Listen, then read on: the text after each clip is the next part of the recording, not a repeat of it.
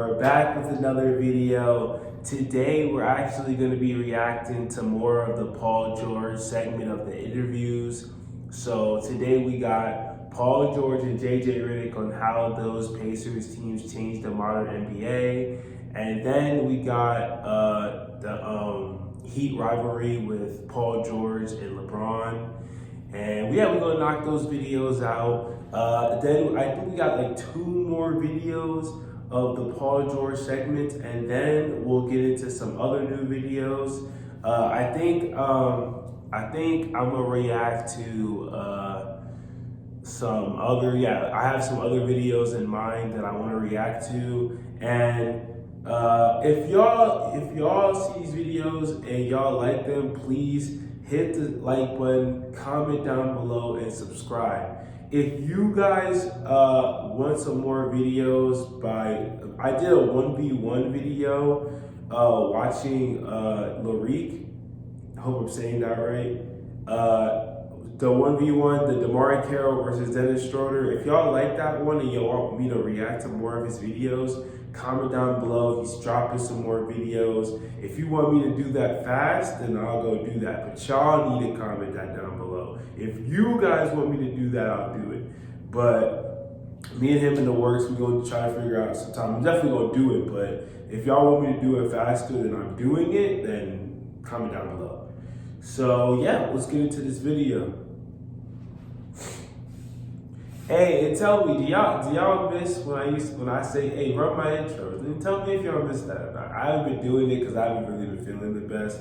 So I'm not like the most upbeat right now, but I'm trying to drop these videos so at least I can see my subscribers are going up the more content I drop. Because when I started, I think I was at like 39, I think, or 40, and now I'm almost at 70. So we just keep dropping until I get to a whole bunch of subscribers where y'all actually start commenting and liking and going under the post. But let me stop wrapping your head up. I'm going straight to the video. My bad.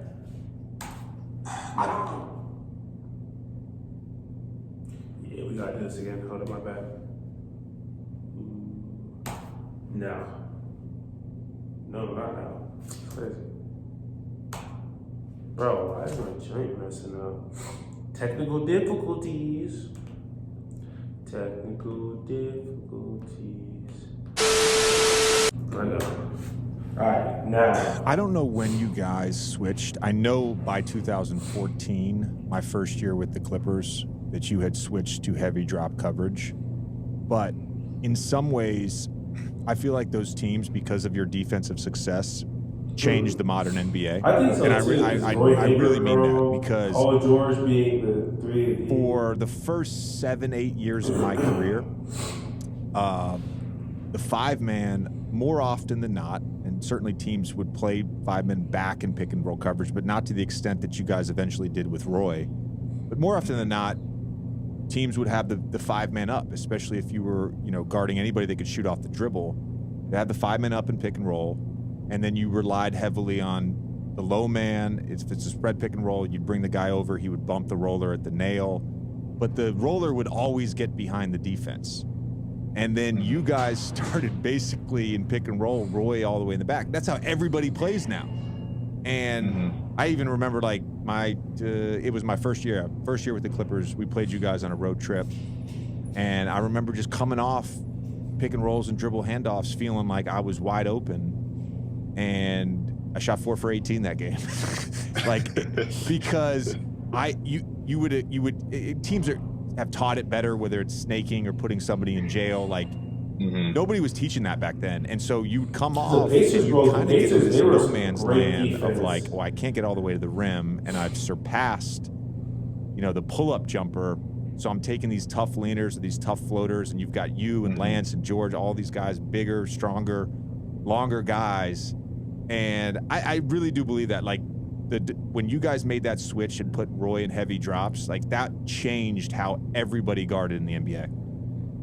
Yeah, and we, back then you could be physical too. You know what I mean? You could be physical. We would jump into, whether it was coming off a DHO or a pin down, we were physical getting through that screen, and so it helped Roy kind of be back because Yeah, you we're know, hitting 9 times out of 10 we were getting over that screen or getting through that screen, and so he never had to be up. But yeah, I mean that was our coverage, man. That was our coverage. Keep Roy in the hole. He'll protect everything.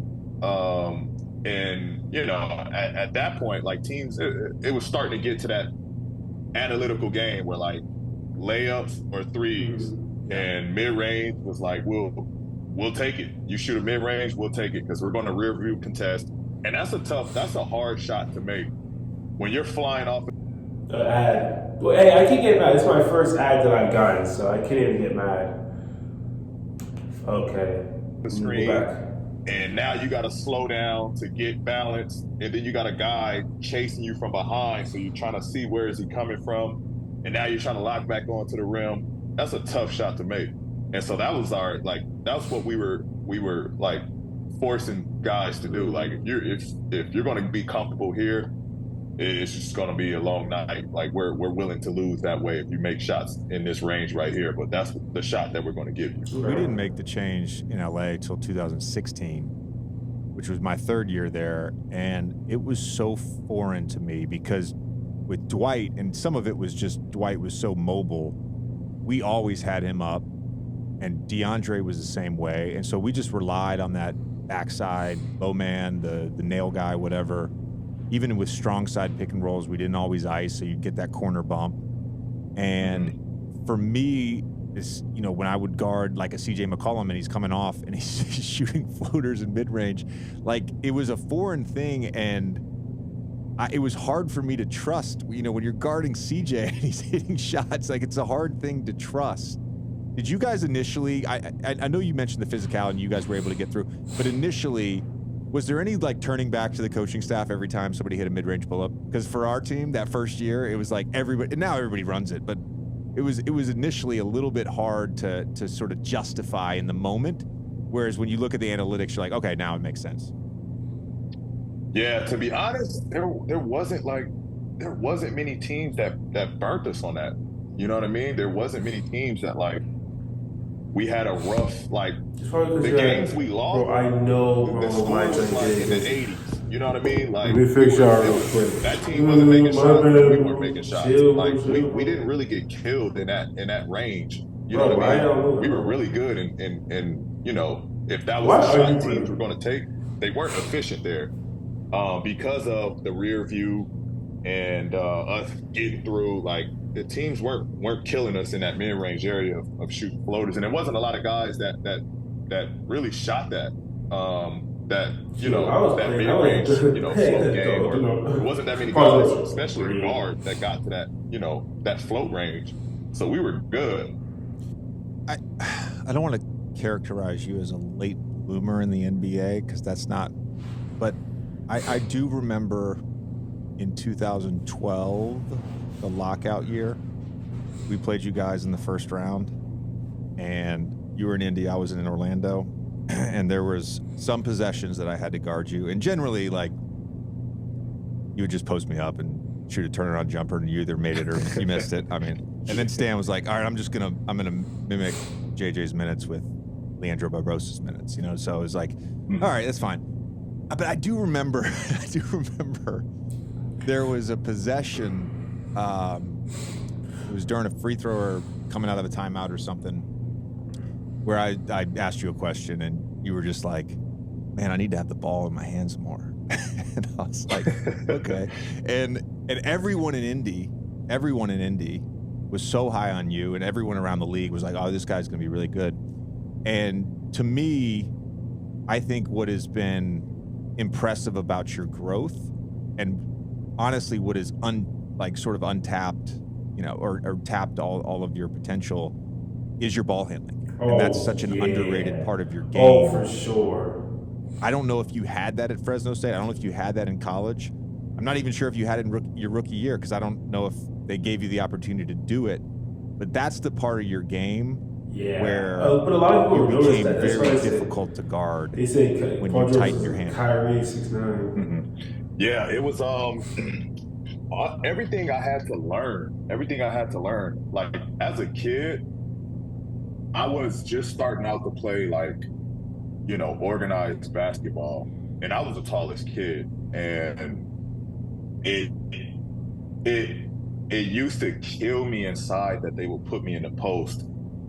And I always saw myself as being a guard. Like I would watch Kobe, I would watch T Mac, I would watch, Who wants to be a big man? Like you know, no all one the under, long wings and watch how they operated on the perimeter. no one And I was under like, man, like that's who I am. That's who I want to be. Like I want to be 6'10" a guard. I want to be a wing. I want wants to to like be a there's center, value in bro. my Like if size. I was 7 is foot, who I would am. be a center. But if I'm like So 6'5", 6'6", early bro, on, like in I don't Indiana, care what grade I'm in, I want to be able to and guard. again, I wasn't a defender. Like defense was, I would say, the last part that came to me as a player. I wasn't good defensively. I had slow feet. You know, I had a knack for, being in the right spot, but I wasn't good on the ball. And at the time, we had Jim O'Brien as our head coach, and he always would tell me like, if you want to get on the floor, like you got to play defense. And that was it. That's when the light bulb blinked. The light bulb blinked for me. That like, all right, I gotta learn how to play defense. I like this has got to be my knack. I gotta like be special on the defensive side.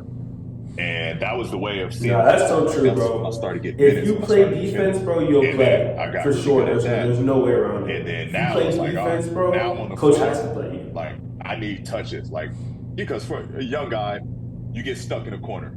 Like that I can becomes say your that for offense. sure, Every bro. play When that I they played threw 80 up, basketball, bro, I knew where I was that's how I There was started. no That's question how I of was me the best asking like, player oh, to what's the start play? Like, defense what for sure. are we in? I knew whatever it was, I'm in a corner. And so it was just like, all right, like how do I start to get pick and rolls? Like how do I start to bring the ball up? Okay, I gotta get better with my dribbles. I gotta get better with my handles. Like I started to, increase my volume on practice days and the summers of shooting threes. Like, how do I get good? If I'm going to be a space out guy, like, how do I get good at shooting threes? How do I get consistent? So I started doing that. So everything, it was just, an involvement, but, it was just me being hungry about it. Like, I'm not going to be okay with just being on the floor and then I can't showcase what I could do.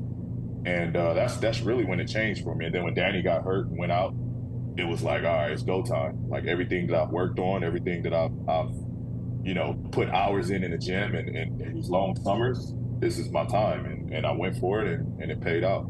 I've just Tommy, real quick. It's interesting because there's a lot of players that have said similar comments to me on the basketball floor. And I don't know whether or not they put in the work, but there's no way you're going to get the ball in your hands more if you don't put in the work. So that's a credit to you. We hope you had fun with us today. If you haven't already, please hit that subscribe button. All right, cool. Oh, then I'm going to the next video. Okay. All right, cool. So now we're about to get into this next video. Okay, so we'll go into this next video. This next video is going to be Paul George explains why it was so tough beating Miami LeBron in a playoff series. And bro, it's one, it's LeBron. Two, it's LeBron. Three, it's LeBron. The blow by in Game 2 in 2013 in the Eastern Conference Finals. Oh my goodness. We are seeing a superstar in the making here with Paul George. The blow by of Still LeBron and the dunk on Birdman. I feel like it's not often. There's maybe series, there's maybe games where someone bursts into superstardom. Oh yeah, that For was you, bro. That was that. It felt like a moment. It felt like a singular event. Yeah. Did you feel that at the time? I felt it.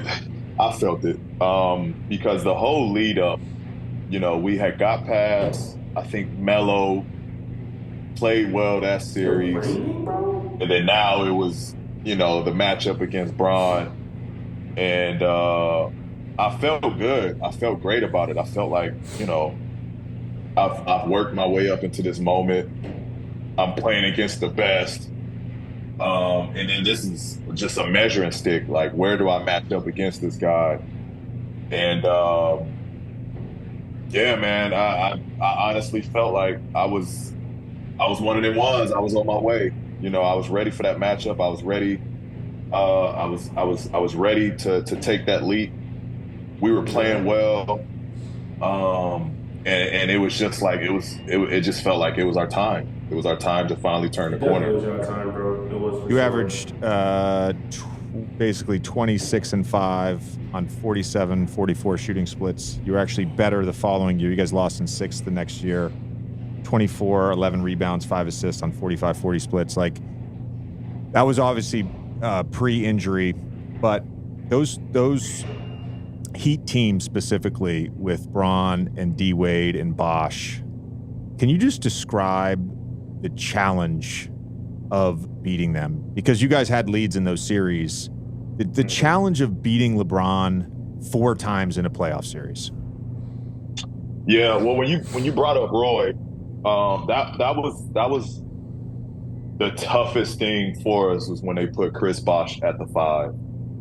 That changed the whole landscape when we matched up against Miami, because now Roy couldn't stay in the paint and Roy had to come out on the perimeter because of Chris Bosh, and Chris was shooting the shit out of it. Like, he was cash from 3. And it really made it tough. Like, and it was a mental knock to Roy that we couldn't put him on the floor sometimes. And Roy's like, what do you mean? Like, I'm, a defensive player candidate. Like, what do you mean I can't be on the floor? But it was so tough because they spread us out. They had a 5 out with Chris Bosh sitting at the top of the key. And so that was just him. And then you got Braun, best player in the world at that point. It just, D-Wade, haven't even gone to D-Wade. We know what Braun is. D-Wade was struggling early, but then he figured it out. He became himself later in that series. It was honestly, it got to, we hit the fork in the road where we went up against a team that was more talented and just better than us. You know what I mean? Like, our talent took us so far that, we were outmatched at that point. We hope you had fun with us today. If you haven't already, please hit that subscribe button. All right, bet. Yeah, so that's all of them for right now. We did 2 videos knocking out Paul George explains why it was so tough to beat Miami, LeBron in the playoffs. The other one was basically how Indiana shaped the league with defense. And yeah, I'm gonna hit y'all later. That's not gonna hit y'all later. Like, I'm gonna call y'all on the phone. Yeah, I'm gonna see y'all later. I don't know why I'm losing the joint train of thought. Yeah, I'm gonna catch y'all later in the next video. I'll be dropping the next part of the JJ Redick interview. It should be the last video, and then I'm gonna do some other videos. And then I'll do another person. Maybe you guys comment down below. What next interview person do you want me to do? I started with Paul George because Paul George is one of my favorite players. If they would have had a different one that they had posted, I would probably look at it. But Paul George is one of my favorite players, if you didn't know. And yeah. And I left it with the Paul George. Oh, it's not the last video. Well, I'm going to have to repeat this for the last video. You know why? Because it's the Paul George colors. Because the Indiana Pacers. No, you ain't messing with Pacers? My bad. But I'm going to catch y'all later. Peace.